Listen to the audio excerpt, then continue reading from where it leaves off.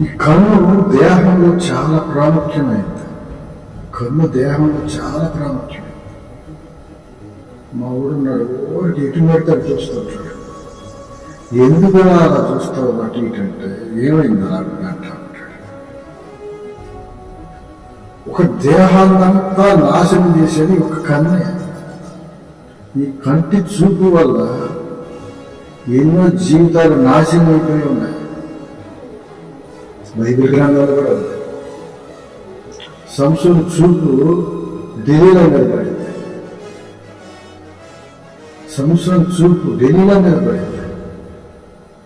దాని ఫలితం ఏంటో తెలుసా? ఆ కళ్ళే పీకేశాడు. ఆ కళ్ళే పీకేశాడు. చివరికి తన ప్రాణాలు పోయే పరిస్థితి వచ్చింది. అమ్మోని కన్ను తన చెల్లిని నిలబడింది. దాని ఫలితం ఏంటో తెలుసా? మళ్ళీ ప్రాణమే. తప్పిపోయిన కుమారుడు కన్ను లోక ఆశ నిలబడింది. రంగురంగుల లోకం నిలబడింది. రంగురంగుల లోకం వైపు పడింది. తప్పిపోయిన కుమారుడి కన్ను, చిన్న కుమారుడి కన్ను.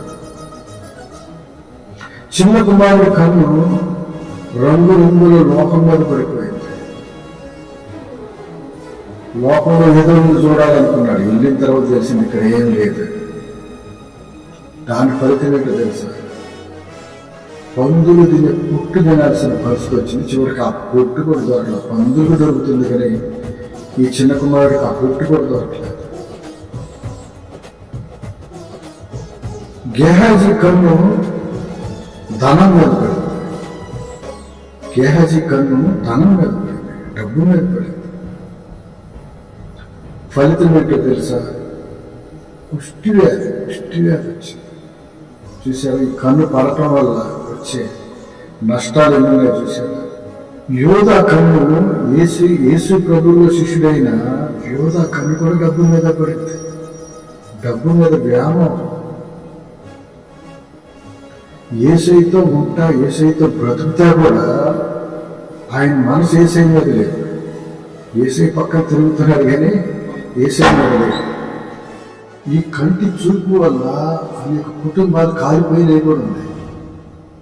ఒక కంటి చూపు వల్ల అనేక జీవితాలు, అనేక కుటుంబాలు కాలిపోయినవి కూడా ఉన్నాయి. అంత ప్రమాదం కంటి చూపు. అందుకే బైబిల్ గ్రంథంలో రాయబడింది, నీ కన్ను నీకు అభ్యంతరకరంగా ఉంటే ఆ కన్ను వల్ల నీ దేహం అంతా నరకంలో పడకుండా కన్నుని తీసేసేయమంటాడు. కన్నుని పీకేసే. ఆ కన్ను వల్ల నీ దేహం అంతా నరకంలో పడటం కంటే ఆ కన్ను ఒకరు తీసేయటం మంచిది. ఆదాం కన్ను కూడా ఆ అందమైన కొండ మీద పడింది. అవ్వ కన్ను కూడా అందమైన కొండ మీద పడింది. ఫలితం ఏంటో తెలుసు? దేవునితో గడుపుతున్న సమయాల్లో దేవునితో సహవాసం చేస్తున్న ఆదాము అసలు ఆ పండ్ల తోట నుంచి వెలివేయబడ్డాడు. మన కంటి చూపు ఎలా ఉంది? మనం లెగవగానే మన కంటి చూపు ఎలా ఉంది? పడుకునే ముందు మన కంటి చూపు ఎలా ఉంది? మన దినచర్యల్లో మన కంటి చూపు ఎలా ఉంది? చాలా మంది లెగవగానే సెల్ తీసుకుని సెల్లో చూసుకుంటా ఉన్నారు. ఏమొచ్చినాయా?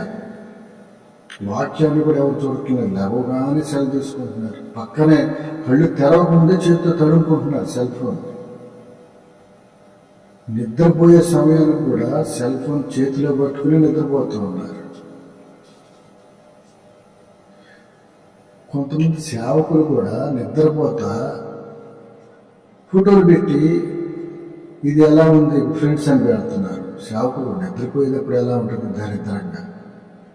లెగవగానే కూడా పెడుతున్నారు హాయ్ ఫ్రెండ్స్ పాశం వాటి కామెంట్లు మళ్ళీ ఎలా ఉంటుంది లెగవగానే నిద్రపోయేటప్పుడు దరిద్రంగా చచ్చిపోయినట్టుగానే ఉంటుంది నిద్రపోయేటప్పుడు. మన కను దృష్టి యేసయ్య వైపు ఉండాలి. మన కను దృష్టి పైన వాటినే వెతకాలి.